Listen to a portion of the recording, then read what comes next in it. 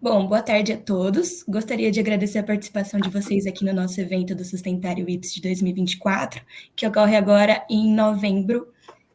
Estou aqui com a doutora Maíra Mota. Ela é advogada graduada pela Pontifícia Universidade Católica de São Paulo, pós-graduada em Direito Tributário pela Fundação Getúlio Vargas, pós-graduada em Direito Médico e Hospitalar pela Escola Paulista de Direito, certificada pela Universidade de Toronto, Canadá, e profissional Environment Management, certificada em Direito de Agronegócio pelo INSPER, advogada em foco de governança corporativa e inovação, e também é diretora ESG do Founder Institute Brasil Portugal e Board Advisor de Startup. Integrou os quadros de Advocacia Geral da União, AGU, como advogada da União por 10 anos, na consultoria jurídica do Ministério de Integração Nacional em programas de desenvolvimento das regiões Norte, Nordeste e Centro-Oeste do Brasil. Passo agora a palavra para você, doutora. Muito obrigada, Sabrina. É um prazer enorme estar aqui, participar deste evento Sustentário IPS 2024. Estou extremamente agradecida e honrada, inclusive pelo convite pela BRAPS, que estou aqui sendo uma das convidadas. E o meu tema hoje, eu vou falar de um tema que é praticamente uma agenda global, mas eu vou colocar também a ótica do Brasil sobre a questão da transformação do agronegócio sustentável por meio de tecnologias inovadoras no setor agri-foodtechs, frente aos desafios da insegurança alimentar e climática no Brasil e no mundo. Como você já disse, eu sou advogada, eu também sou graduada pela PUC de São Paulo, então estou mais feliz ainda de participar de um evento promovido pela PUC Campinas. Eu tive uma carreira muito bacana, né, por ter sido PUCiana. As portas sempre se abriram para mim, porque a nossa instituição realmente é uma instituição de respeito, não só no universo acadêmico, mas também profissional. Então, hoje, mais uma vez, é um motivo de alegria estar aqui. Como já foi dito anteriormente, eu atuo não só como advogada na estruturação de negócios de inovação, os aspectos legais, regulatórios e financiamentos, né? Mas eu também atuo como a diretora ISD em uma aceleradora de startups com sede em Palo Alto, nos Estados Unidos. Estamos presentes em mais de 100 países ao redor do mundo, e onde eu tenho sido mentora e advisor de startups e real estate. Tive a oportunidade de, nos últimos 5 anos, acompanhar a aceleração de mais de 300 startups que fazem o programa de empreendedorismo, e onde eu também aprendo muito. Falando sobre o meu tema, eu vou iniciar pela abordagem das organizações das Nações Unidas para a Alimentação e Agricultura, falando sobre o marco estratégico de 2022 a 2031, que coloca a transformação dos sistemas agroalimentares que estão alinhados à Agenda 2030, para que os objetivos dessa transformação entreguem como resultados maior eficiência, maior inclusão, que seja também o sistema com maior resiliência, que seja sustentável e cujo objetivo seja melhorar a produção, melhorar a nutrição, melhorar o meio ambiente, a qualidade de vida das pessoas, sem deixar ninguém para trás. Então, se a gente olha para uma perspectiva global de Agenda 2030, o marco estratégico de 2022 a 2031 já trabalha com a transição dos sistemas agroalimentares e tem um alinhamento principalmente com as seguintes ODSs: obviamente, a questão da fome zero, o combate à fome zero, o DS2, as questões de saúde, acesso à alimentação saudável, combate à desnutrição, e que estão dentre as metas do ODS 3, questão da da questão da produção e consumo responsável, que estão ali alinhados dentro do ODS 12, a questão de mudanças climáticas, o ODS 13, e também o manejo dos solos, e estão ali com as metas alinhadas no ODS 15. Portanto, nós estamos diante de uma agenda global que eu poderia colocar dois grandes pilares, que são, primeiro, os desafios em relação ao aquecimento global e em relação à escassez de alimentação saudável. Ou seja, se a gente olha pelo desafio do aquecimento global, nós hoje sabemos por estudos que são reconhecidos pela academia, e que o sistema global de produção de alimentos hoje é um dos principais impulsionadores das mudanças climáticas, porque impactam em práticas degenerativas, causando degradação da biodiversidade, da fertilidade do solo, e tornando cada vez mais primordiais para as mudanças necessárias na adoção de agricultura regenerativa e sustentável. Então, por um lado, nós temos esse cenário do aquecimento global. E, por outro lado, nós temos o grande problema da insegurança alimentar, cuja expectativa da população é que atinja a casa de 10 bilhões até 2050. E como é que o mundo vai ter que tratar esses dois grandes desafios dessa nossa agenda global? Olhando para a perspectiva da indústria alimentícia, ela também tem os seus próprios desafios. Em números, por exemplo, de acordo com o último report de 2023 da Official Food Tech e das Nações Unidas, os desafios da indústria alimentícia são o número de 40% de terras degradadas globalmente, a casa de 733 milhões de pessoas afetadas pela fome em 2023, 70% da água doce mundial atualmente é utilizada para agricultura, 35% de desperdícios de alimento todos os anos, 1/3 das emissões globais de gases de efeito estufa, 600 milhões de doenças transmitidas por alimentos todos os anos. Então, olhando para a indústria alimentícia, os desafios são realmente enormes, né? Por isso que, quando nós olhamos para o Brasil e olhamos como o Brasil é um país-chave para a solução desses desafios, nós temos que olhar para o Brasil como um gigante do agro. E o agronegócio, ele tem os seus números que são extremamente representativos. De acordo com o INSPER, Agro Global Agribusiness Center, os números da representatividade do Brasil são estratosféricos. Então, nós somos, o agro no Brasil, ele representa 24% do PIB nacional, 50% das exportações e gera 22% dos empregos no Brasil.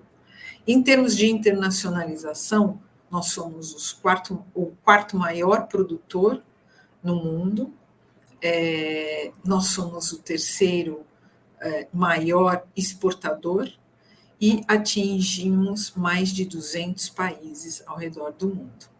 Em relação à disponibilidade de recursos, temos recursos em terra, em água e clima, que favorecem muito o Brasil como um grande player mundial.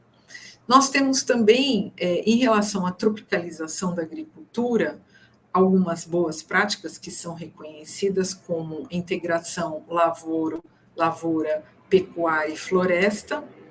Temos 2 safras por ano e temos as cadeias produtivas integradas, além de outras práticas sustentáveis. Em relação à produtividade, o Brasil cresce 3,5% ao ano. Em relação à bioenergia, nós temos biocombustíveis e a bioeletricidade.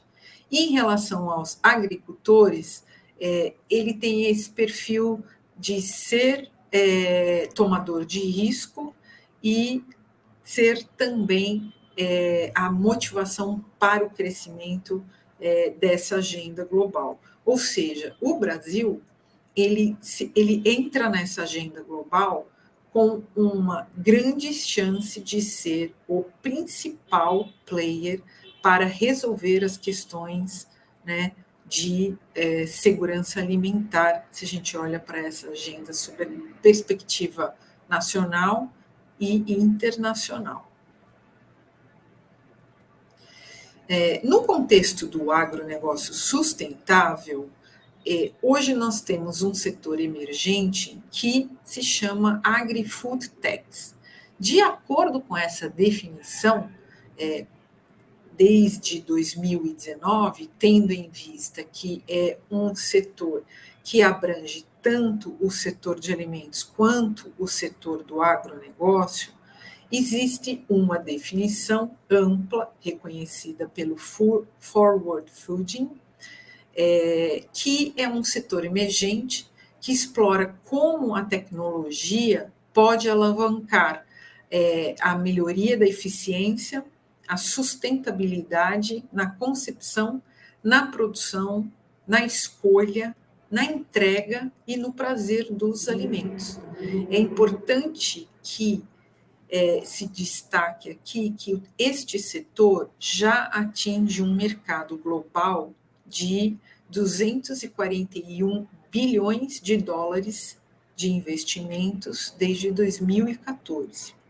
E que a mudança envolve a participação de startups, de scale-ups, de grandes organizações e de todas as instituições no setor privado ou no setor público também, e em negócios de propósito, que é o que nós chamamos hoje de business for good, ou de business as de impact business, né? Negócios com propósito. Então, isso significa o quê?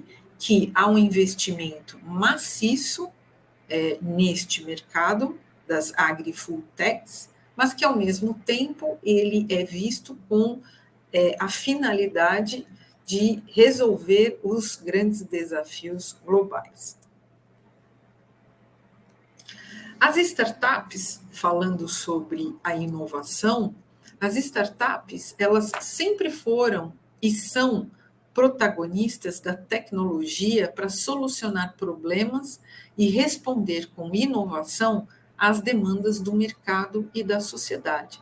Esta é uma afirmação do diretor do Google for Startups, Latam, no último relatório de startups e inteligência artificial generativa, publicado agora em 2014,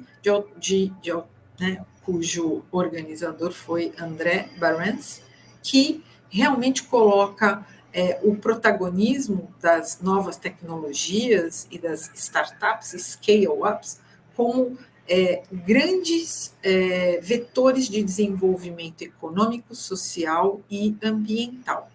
Em termos regulatórios, o Brasil hoje tem 2 marcos que eu gostaria de destacar, que passam a dar mais segurança jurídica para esse ambiente de inovação.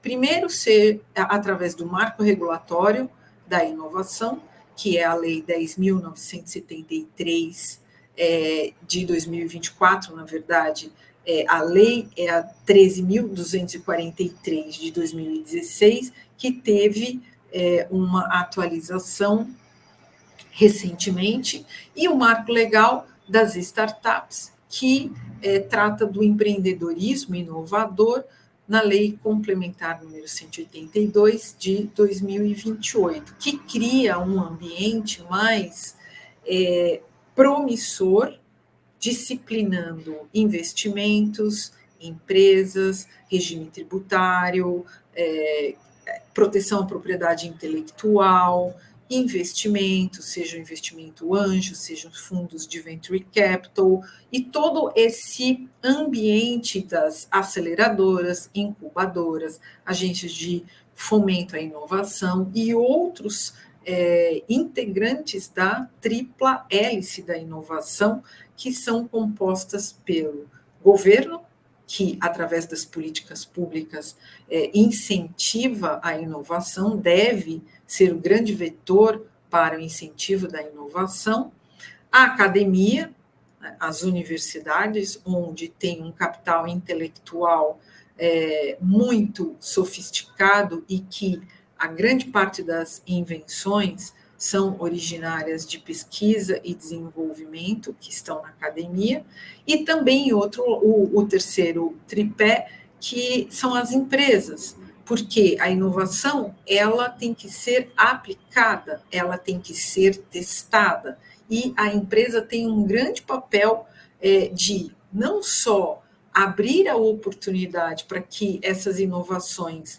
sejam validadas e também aceitar a inovação e modificar os seus processos internos, rever as suas posturas, adequar os seus processos, né, à nova agenda ESG, que é uma agenda internacional e que tem cada vez mais tomado força no Brasil. Portanto, colocando as empresas nessa perspectiva da regulamentação no Brasil, eu posso afirmar também que outras normas de âmbito nacional ou estadual e municipal, elas têm cada vez mais feito com que esse ambiente de inovação comece a solidificar esses modelos de negócio.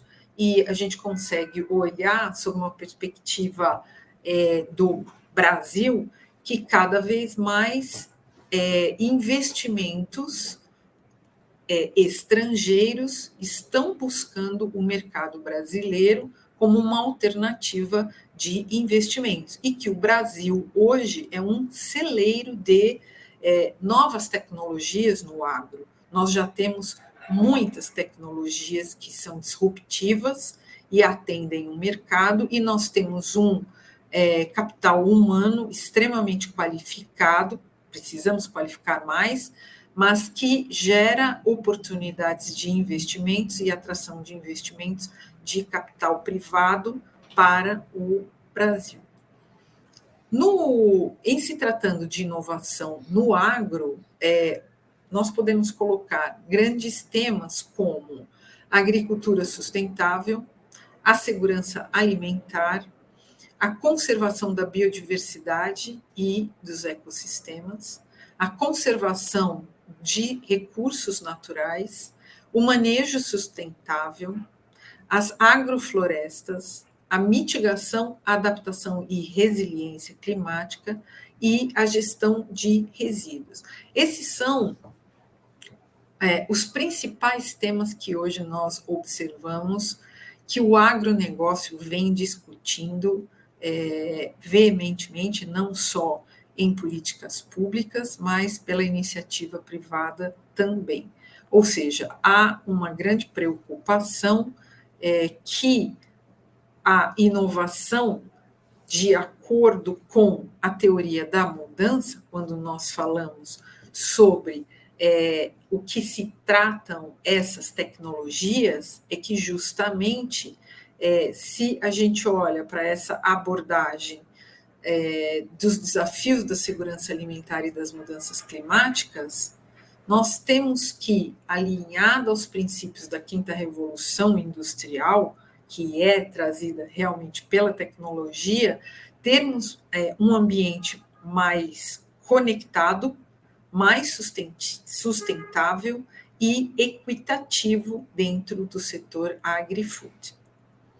Quais são, sob a ótica da tecnologia e da sustentabilidade, a revolução das agri-food techs? Se a gente olha para as principais externalidades, nós vamos encontrar mudanças climáticas, urbanização, escassez de água, crescimento populacional, desnutrição, desperdício de alimentos. Então, essas são as externalidades negativas quando a gente olha o que deve ser feito realmente nessa transformação do agro. E, por um outro lado, os drivers da inovação e das mudanças, que são os investimentos em ESG, as mudanças no cenário da indústria, oriundas também da inovação, a regulamentação que nós estamos acompanhando, tanto para as questões da adaptação quanto para a mitigação dos efeitos climáticos, a capacitação dos consumidores pela inteligência de dados, pelo acesso a dados, onde se tornam um consumidor mais exigente, mais informado e que acaba modificando também aquela indústria que precisa inovar para atender essa clientela, senão ele perde market share e aí ele perde competitividade, e isso é um drive muito relevante quando a gente olha para retorno de investimento, porque nada melhor do que o cliente procurar um produto e se sentir satisfeito e passar a ter uma fidelização por aquele produto. Então, o impacto do cliente mais consciente, através de informação, ele é um grande vetor nessa transformação. E também novos alimentos, novas experiências de alimentos e também novas formas de distribuição e otimização da cadeia alimentar. Ou seja, todas essa revolução diante da teoria da mudança deverá impactar e já está impactando na indústria alimentar, no aumento do rendimento das culturas, sem prejudicar a biodiversidade e o solo, o aumento da resiliência das culturas, o aumento da circularidade, dentre outros impactos.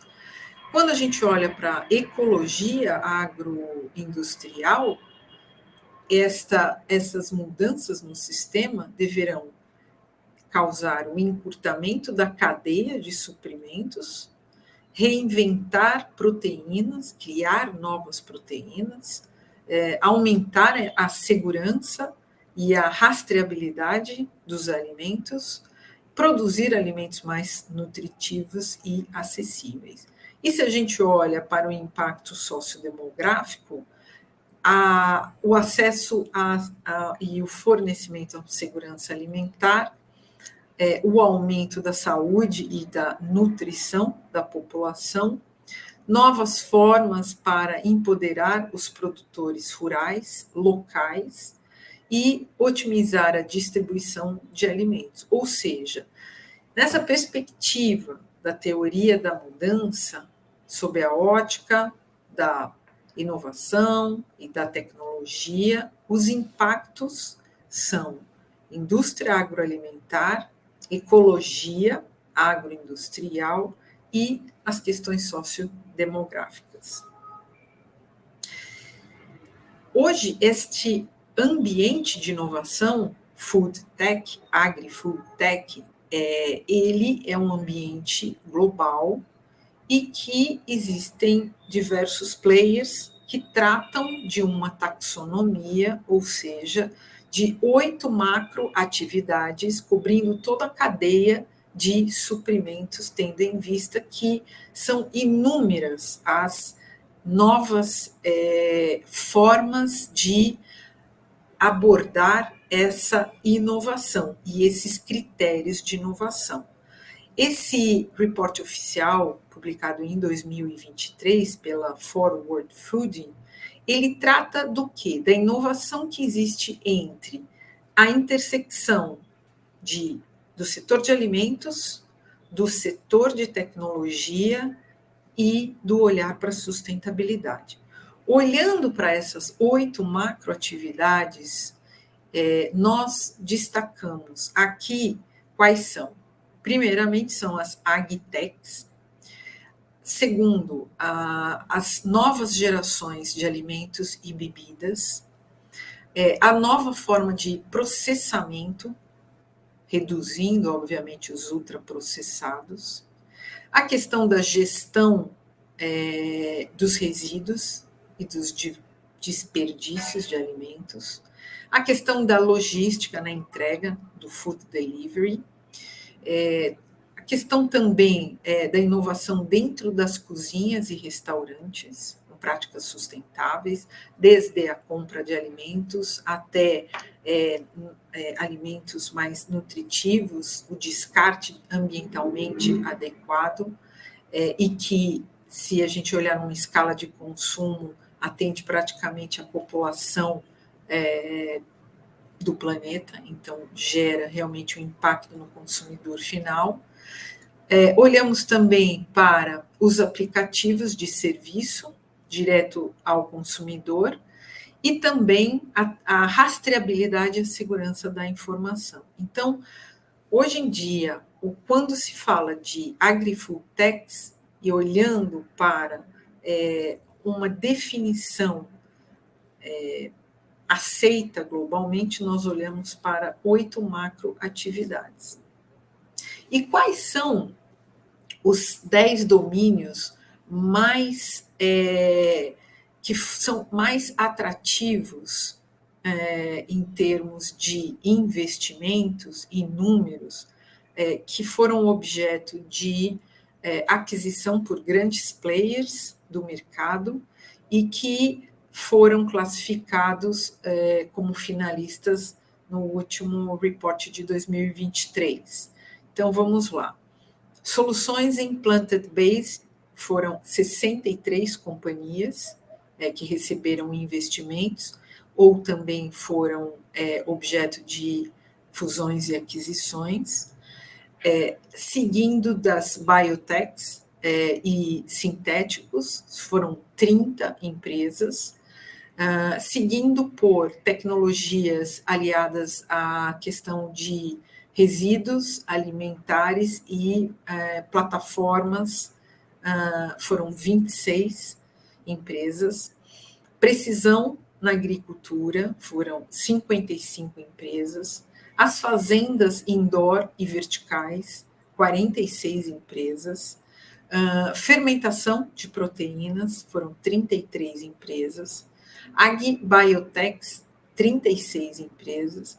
E a questão de ingredientes reciclados, excedentes, alimentares e a eficiência de resíduos. Também foram 25 empresas. Ou seja, dentre esses setores, nós podemos olhar que existem algumas soluções que são muito mais atrativas para fundos de investimentos que buscam essas soluções no mercado, aportam capital e depois, quando as startups ou as scale-ups estão muito bem posicionadas ou passam a ser interessantes por grandes players, porque elas trazem soluções que são específicas para um setor ou para um problema, ela é adquirida ou ela tem um capital aberto para o mercado. Ou seja, é um setor extremamente atrativo, não só em termos de investimentos, mas também de capacitação. Até porque não temos a demanda de profissionais qualificados, capacitados, para criarem essas novas tecnologias, que muitas vezes vêm de ambientes como universidades e centros de inovações dentro das empresas ou em aceleradoras, incubadoras e governos que promovem e investem capital humano, capital realmente o aporte econômico, ou também o smart money, que é aquela inteligência que ajuda realmente uma startup a ser mais promissora.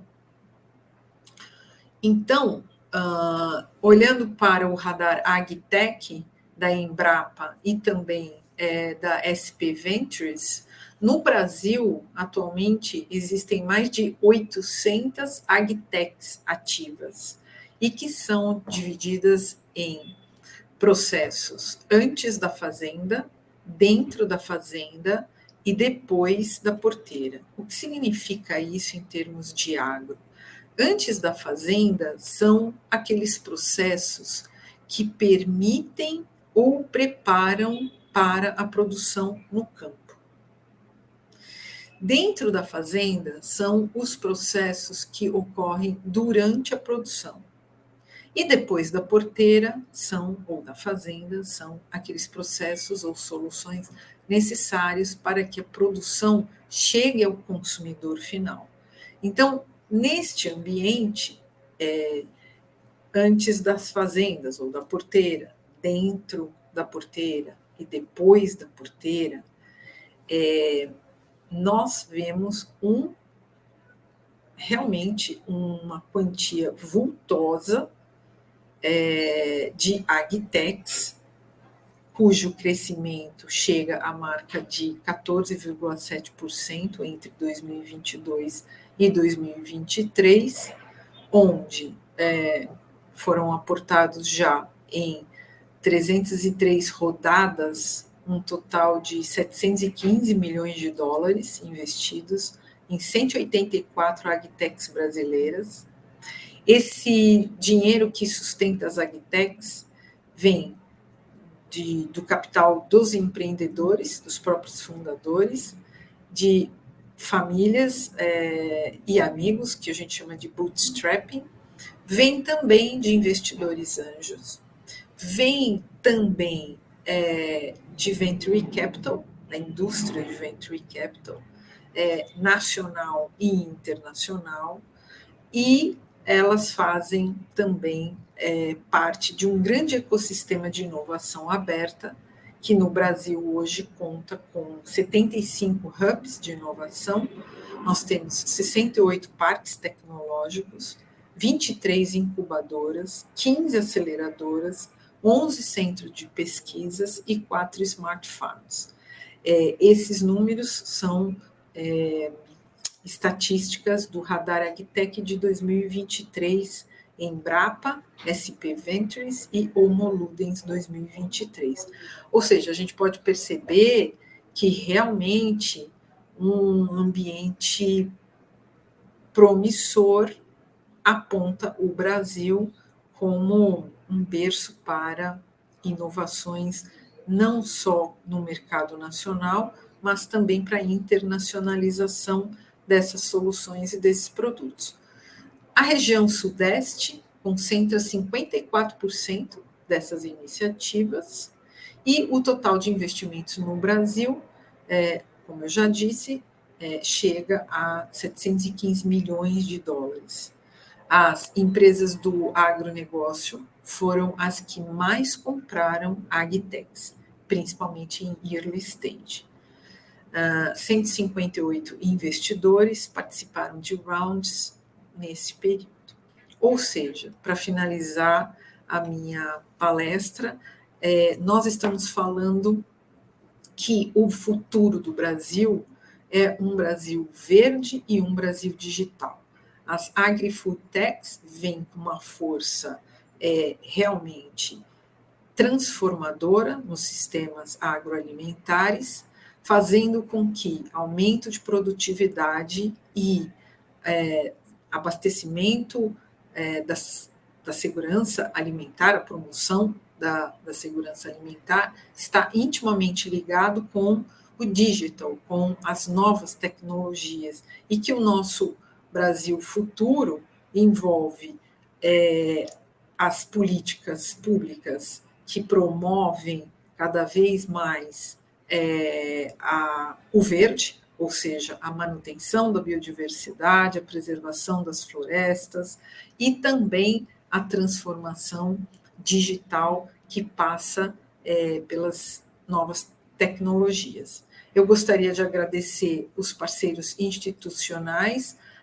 onde eu promovo essa agenda, além de trabalhar como advogada, o Founder Institute, a ABRAPS, que é a Associação Brasileira dos Profissionais de Desenvolvimento Sustentável, a Big Idea Ventures, que é um fundo americano de investimentos em food techs, e que atua justamente nessa vertical da inovação no setor de alimentos, a Corangels AgriFood, que é uma rede de investimentos, de investidores anjo, que estão em todos os continentes e são fundos verticais. Eu trabalho com a vertical da AgriFood, e a Food Chains Ventures, que é também uma empresa de consultoria em inovação e sustentabilidade na questão da transformação dos sistemas agroalimentares. Muito obrigada, e eu passo a palavra para a Sabrina. Sabrina, cumpri o meu tempo aqui. Espero que eu tenha feito a minha palestra dentro do tempo. Doutora, muito obrigada pela excelente palestra, por poder estar compartilhando ela aqui conosco. Gostaria de fazer algumas perguntas, se você não se importar. Claro, pois não, será um prazer. Bom, vamos lá. Como as tecnologias do setor agri-food tech pode contribuir para reduzir a insegurança alimentar e promover práticas mais sustentáveis no agronegócio brasileiro? Pois é, Sabrina, foi justamente o que nós conversamos anteriormente. Uma grande inovação vem com a inteligência artificial generativa agora. E esses dois grandes pilares da redução da insegurança alimentar e das questões climáticas, né? Combate às questões climáticas, aliado às tecnologias como, por exemplo, a inteligência artificial generativa, eu acredito que seja um desafio a capacitação de novos profissionais, o letramento, a regulamentação, a aceitação das indústrias por novas práticas, boas práticas ambientais, mas eu acredito que seja também a solução para esses desafios globais. Então, é através da tecnologia que nós vamos conseguir resolver grandes problemas desta ordem, né? Seja a ótica da insegurança alimentar, ou seja a ótica das mudanças climáticas. Interessante. A minha outra pergunta também tinha a ver com as mudanças climáticas. Eu vou fazer só para juntar, mas creio que você já respondeu. Uhum. Seria quais os principais desafios enfrentados pela Agritech Food ao contribuir para a sustentabilidade no agronegócio, considerando os impactos das mudanças climáticas no Brasil? Exatamente, Sabrina. Foi tudo isso que nós conversamos. São inúmeros os desafios. O desafio de novos investimentos públicos e privados, o desafio das regulamentações, que ainda, por exemplo, o mercado de carbono voluntário está sendo regulamentado no Brasil, e o voluntário e o regulamentado, ou seja, vai criar um novo mercado que vai atrair mais investimentos. Então, eu acho que os principais desafios se a gente olhar para o tripé da inovação, olhando para as políticas públicas governamentais, nós temos um desafio internacional para que as agendas globais e os países, com cada desafio que o país tem, seja um país desenvolvido, seja um país em desenvolvimento, cada agenda, né, desses países possam conversar e dialogar com uma agenda global. Esse eu acho que é o principal desafio, porque o problema é global, e depois lidar com os desafios internos, né, nacionalmente internos, que compõem diversos interesses, seja o setor da indústria, seja o setor do agro, seja o setor da saúde, ou seja, a conjugação de conhecimento, profissionais, capital intelectual, programas, acesso a programas que capacitam profissionais como nós aqui, porque o conhecimento é o que realmente transforma, a educação é o que transforma, e eu acredito que a responsabilidade também está em todos nós que atuamos, uma parcela dessa responsabilidade, né? E você tão jovem, uma geração jovem, né, de professores que estão trazendo conhecimento para a área de sustentabilidade, tem uma responsabilidade também para as novas gerações. Então, nós estamos falando de sustentabilidade, a perenidade dos negócios, a perenidade, a perpetuidade, né, do planeta e de todos nós. Então, eu acho que o desafio é também reconhecer agora os problemas que já existem e criar soluções que sejam aplicadas já, mas também com um olhar para as futuras gerações. Então, resumindo, eu acho que o desafio é esse e nós estamos aqui para ajudar a resolvê-lo. Então, Sabrina, eu fico também muito feliz de ver você tão jovem, já participando de um curso de mestrado em sustentabilidade, e nós aqui, eu de uma geração anterior à sua, ou talvez duas ou três, não sei, discutindo sustentabilidade sob uma perspectiva presente e futura. E eu acho que esse desafio é realmente tocar as pessoas, conscientizar as pessoas, trabalhar com as novas gerações que já vêm com uma outra mentalidade. Sim, muito importante. Muito importante, dando mais valor para tudo isso que nós estamos conversando quando a gente fala da agenda ESG, pessoas, né, planeta, governança e a transição desse modelo econômico hoje que é insustentável para um modelo sustentável. Sim. Bom, doutora, muito obrigada por sua participação aqui no evento, essa palestra maravilhosa, tá bom? Espero que possa contribuir muito aí para o nosso futuro, para o pessoal que está aqui assistindo. Bom, muito obrigada. Muito obrigada, Sabrina, muitíssimo obrigada, um abraço, espero revê-la em breve, foi um prazer. Igualmente. Tchau, querida, um beijo. Tchau, tchau. Tchau.